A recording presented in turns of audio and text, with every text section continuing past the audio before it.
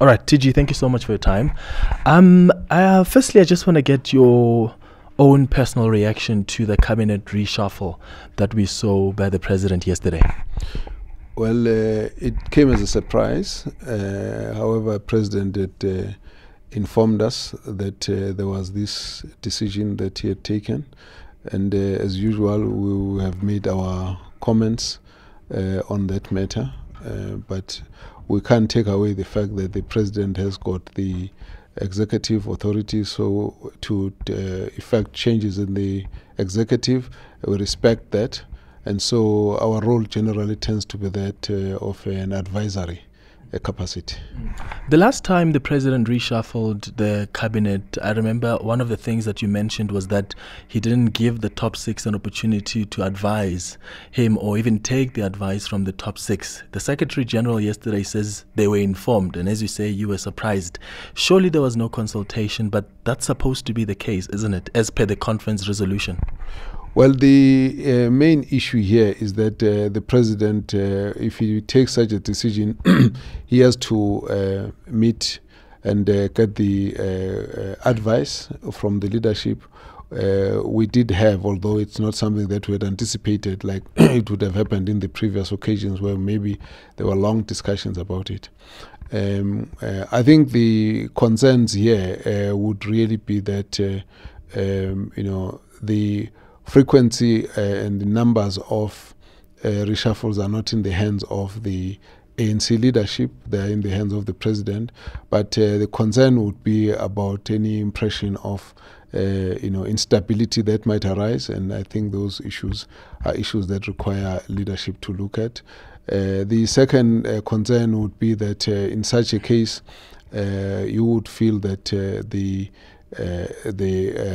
some of the members, like in the case of the SACP Secretary General, this is a kind of reflection of some of the tensions that may well have been playing themselves out in the public over the period, although we would not really go into discussing what the reasons were from the point of view of the president, who has the knowledge as to why some of the things.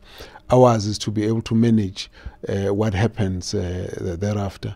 And so in this case, for example, my feeling is that we need an urgent meeting between the African National Congress and the South African Communist Party, and I've shared this view with my colleagues.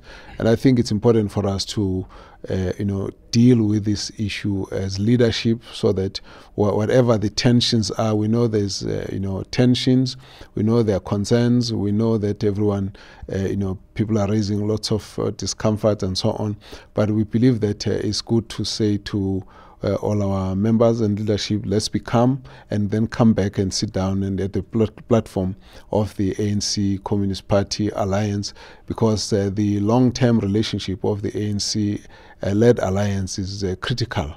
And so it's an issue that the leadership of the African National Congress has to really sit down and discuss. It's important to ensure that we always work on clearing understanding amongst ourselves and clearing any misunderstanding, and also ensuring that we deepen the cooperation amongst the members of the alliance, because we've always worked together. And so when there are areas where there are disagreements or misunderstanding, then we need to sit down and discuss that properly together.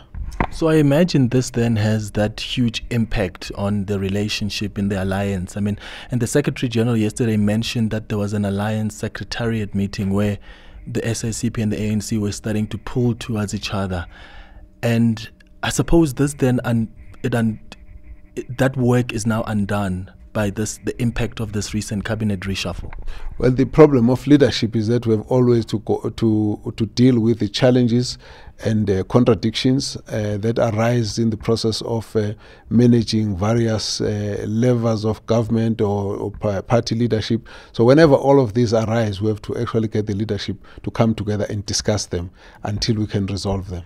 What's the solution then, TG? As the ANC top six, what do you expect from the president the next time when he reshuffles cabinet? Do you expect a consultation? Do you think being informed is enough? Because if you are taken by surprise, I imagine that is not necessarily a good thing.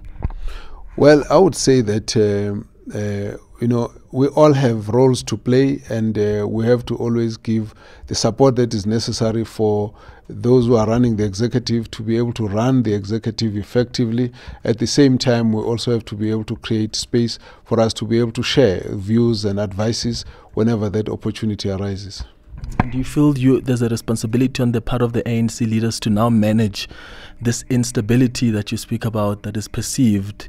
Because some of the ministers were actually moved from their roles in less than 8 months after being appointed in new positions. So it speaks to that instability again. I think right now we're going through a bit of a difficult situations with divisions, with the conference coming, with the whole idea of the selection of leadership. So it really pollutes an environment. So from where we sit, we think it's important to really again emphasize the need for unity, for the open discussions, for closer engagement amongst all of us, so that we can manage all the challenges that we're going through.